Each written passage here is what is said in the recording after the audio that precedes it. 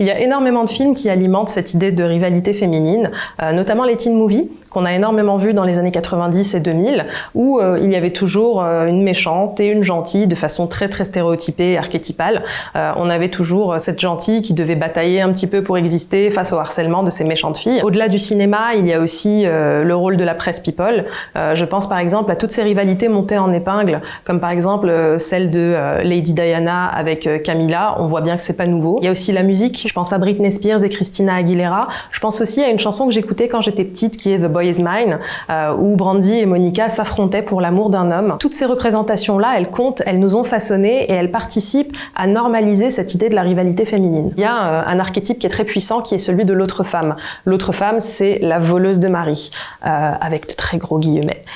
C'est une femme qui justement est mise au banc de la société parce qu'elle a fait l'erreur d'avoir une relation avec un homme en couple. Je pense au cas d'Angelina Jolie, Brad Pitt et Jennifer Aniston, où on a tout mis sur le dos d'Angelina Jolie, on a tout présenté comme une espèce de catfight entre les deux actrices, on a même eu des t-shirts Team Aniston, Team Jolie, c'était une folie.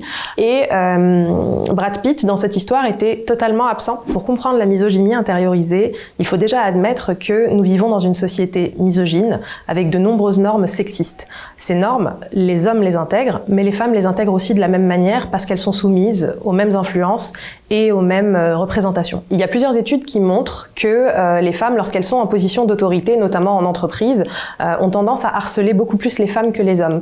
Elles ont aussi tendance à être beaucoup plus dures avec les femmes qu'avec les hommes. Ça, pour moi, c'est réellement un exemple de misogynie intériorisée, dans le sens où elles n'ont pas forcément grand-chose à reprocher à ces femmes-là, mais pourtant, ça se traduit par une rivalité, une forme de rivalité finalement avec des femmes qui leur sont subalternes. On dit souvent que les femmes sont pires entre elles. Si c'est vrai, comment expliquer ça? Alors ça s'explique vraiment par le fait qu'elles ont intériorisé cette misogynie, c'est-à-dire que pour elles, les autres femmes sont forcément manipulatrices, dangereuses, menteuses, et c'est assez difficile à ce moment-là de construire des relations de confiance entre femmes si l'on considère qu'elles ne sont pas fiables et qu'on peut pas leur faire confiance. Pour commencer, il y a l'insécurité, c'est-à-dire que les femmes sont construites dans l'insécurité. Elles sont jamais assez belles, elles sont jamais assez jeunes, elles sont jamais assez minces. Du coup, elles vont se sentir menacées par les femmes qui, selon elles, ont l'air de mieux réussir leur vie.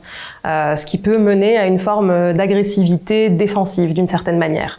Ensuite, il y a la tension masculine et le besoin de validation. C'est-à-dire que les femmes, on les a construites dans une idée que elles ressentent une pression de conjugalité extrêmement forte. Ça crée parfois une bataille pour l'attention masculine et la validation masculine. On entend souvent le mot pick-me, mais qu'est-ce que ça veut dire et d'où ça vient exactement? Une pick-me, c'est une femme qui, pour obtenir la validation masculine, ne va pas hésiter à rabaisser les autres femmes. En fait, moi, clairement, je traîne pas avec les meufs, tu vois. En fait, je me sens pas à l'aise dans...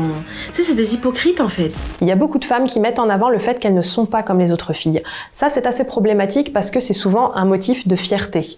Si c'est un motif de fierté, qu'est-ce que ça sous-entend ? Que c'est pas cool d'être une fille. À l'origine, le terme pick me, il est apparu sur Twitter en 2016 avec le hashtag tweet like a pick me. Au départ, l'idée c'était de se moquer de certaines femmes qui mettaient en avant leur wifey material, c'est-à-dire le fait qu'elles étaient bonnes à marier, et qui en profitaient pour rabaisser d'autres femmes moins intéressées par la conjugalité. Certaines personnes font aussi remonter l'utilisation du terme à 2006 avec un épisode de Grey's Anatomy dans lequel le personnage principal, Meredith Grey, s'adresse à l'objet de son affection en lui demandant de la choisir par rapport à sa rivale. Et elle lui dit ces termes-là, pick me, love me, choose me. Aujourd'hui, on utilise le terme pick me pour désigner des femmes qui, par exemple, aiment le sport ou n'aiment pas se maquiller ou qui font le choix de vivre autrement. Alors, interpeller les femmes sur leur comportement misogyne, c'est important et c'est ce qui permet de nous faire avancer toutes. En revanche, utiliser ces termes-là pour rabaisser toutes les femmes, pour peu qu'elles aient des envies différentes, pour peu qu'elles aient des aspirations différentes, là c'est extrêmement problématique et ça relève juste de la misogynie pure. Beaucoup de femmes ont tendance à balayer le sujet sous le tapis et à pointer les hommes du doigt. Certes, on peut pointer les hommes du doigt pour leur misogynie, mais ça n'empêche pas de se remettre en question et d'admettre qu'on a pu soi-même avoir des comportements problématiques envers d'autres femmes. Ça commence comme ça. Ensuite, il faut s'informer et il faut également prendre le temps de se demander comment on peut mieux faire, comment on peut s'améliorer et comment on peut faire en sorte de créer avec d'autres femmes une réelle solidarité solide et pérenne.